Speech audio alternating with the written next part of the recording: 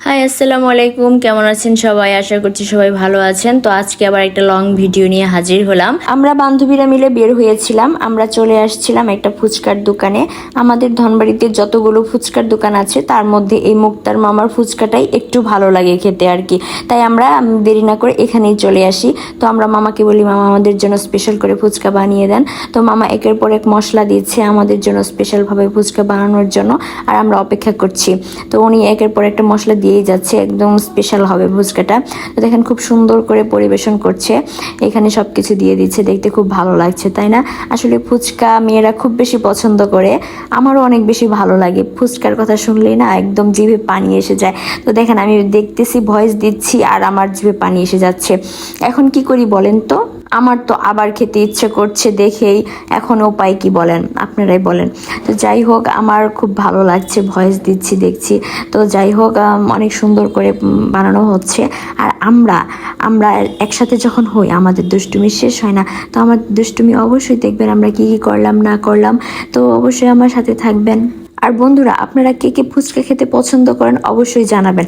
আমার কিন্তু ফুচকা খেতে খুব বেশি ভালো লাগে। দেখেন আমার এই ঢঙ্গি সুন্দরী বান্ধবীটা কি কি ঢং করে, এর ঢঙের শেষ নাই। আমি একটু বলেছি একটু ঢং ঢং করা, আর দেখেন ওর ঢং ঢং শুরু হয়ে গেছে। তো আমিও কিন্তু কম ঢং ঢং যাই না, আসলে করি না, আমার লজ্জা লাগে বলছেন, এর জন্য ঢং ঢং করা বাদ দিয়ে দিছি।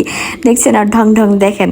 তো আমরা এই ঢং ঢং করে এখন ভিতরে চলে আসছি, ভাবলাম ভিতরে বসি, কারণ বাহিরেও বাতাস ছিল না, গরম ছিল, এর জন্য ভিতরে এসে বসে পড়লাম। তো এখানে সবাই আমরা ভিতরে প্রবেশ করছি। আমি ভিডিও করছি বলে আমার এই বান্ধবী বলতেছে, তুই ভিডিও করতেছস না? আমি বলছি করতেছি। মানে সবাই একসাথে হলে আমরা অনেক, দেখেন এখানে আবার সেলফি তুলনায় ব্যস্ত সবাই।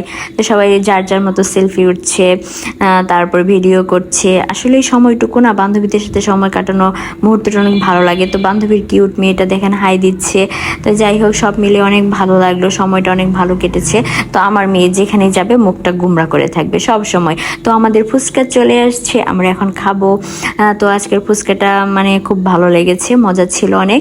তো আমরা মজা করে খেলাম সবাই মিলে। তো আমি তো খেতে খেতে অনেক বেশি মোটা হয়ে যাচ্ছি, তাই আমার এক বান্ধবী বলতেছে যে আমাকে ভিনেগার খাওয়ার জন্য আমি নাকি মোটা হয়ে যাচ্ছি।